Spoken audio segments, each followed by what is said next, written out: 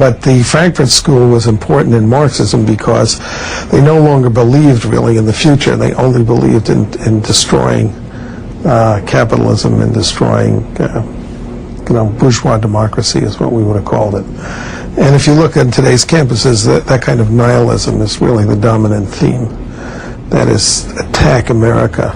The Frankfurt School was careful never to define what critical theory was for, only what it was against.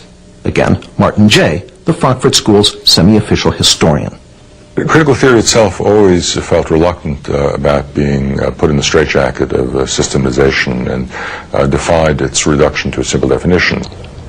Critical theory actually attempted to politicize logic itself.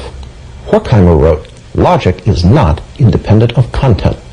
That means an argument is logical if it helps destroy Western culture, illogical if it supports it. Such twisted thought lies at the heart of the political correctness now inculcated into American university students." When there's 1% of the campus is conservative, and the other 9%, and the other 9% of the people who care are incredibly liberal, you're going to get something approaching a socialist state.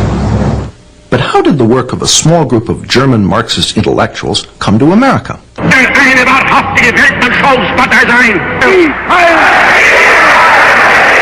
1933, when the Nazis came to power in Germany, the Institute for Social Research fled. It fled to New York City, where it was re-established that same year with help from the president of Columbia University. Once in America, the Frankfurt School gradually shifted the focus of its work from destroying German society and culture to attacking the society and culture of its new place of refuge. Not only did they apply critical theory to American society, they added some new elements. One was the Institute's so-called Studies in Prejudice, which culminated in 1950 in Theodore Adorno's immensely influential book, The Authoritarian Personality. In it, Adorno argued that the American people possessed many fascist traits, and that anyone who supported traditional American culture was psychologically unbalanced. It is no accident that today the politically correct are quick to label their opponents fascists and suggest that they need psychological treatment in the form of sensitivity training. People over profits! People over profits! The Frankfurt School even integrated political correctness' most fashionable cause, environmentalism, into their cultural Marxism, by way of Horkheimer and Adorno's book, Dialectic of Enlightenment. Well, they were very interested in what was called the domination of nature.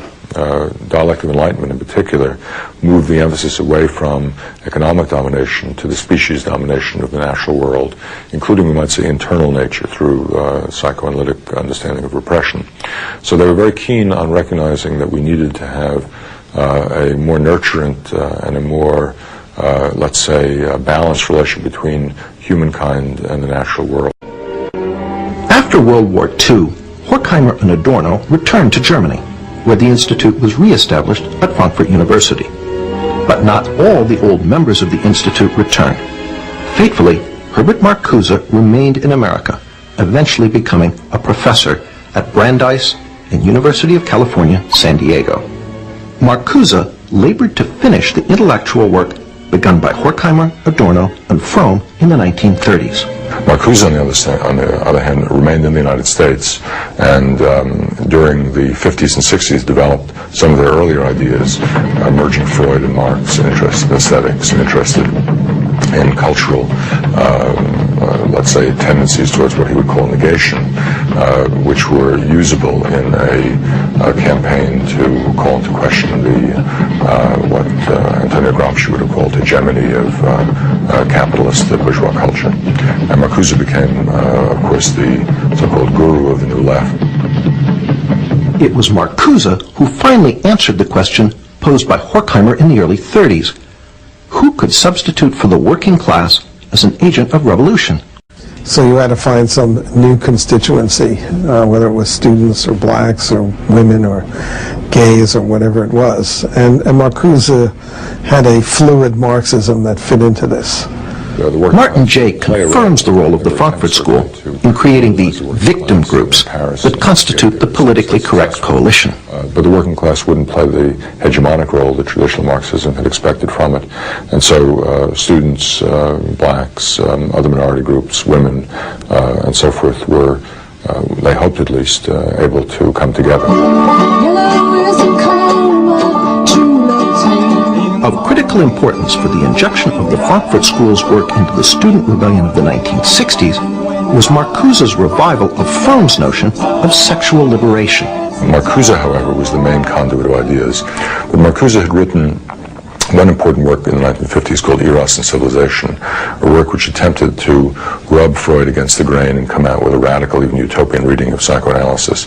And that, combined with Norman O'Brown's Life Against Death, had a great impact on the counterculture and on emphasizing a libidinal element. Marcuse's Eros and Civilization condemned all restrictions on sexual behavior, calling instead for polymorphous perversity.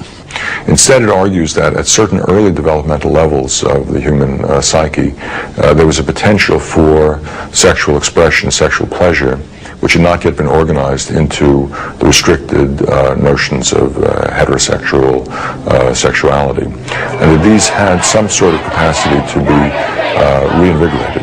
Polymorphous perversity helped open the door to aspects of political correctness, such as gay liberation.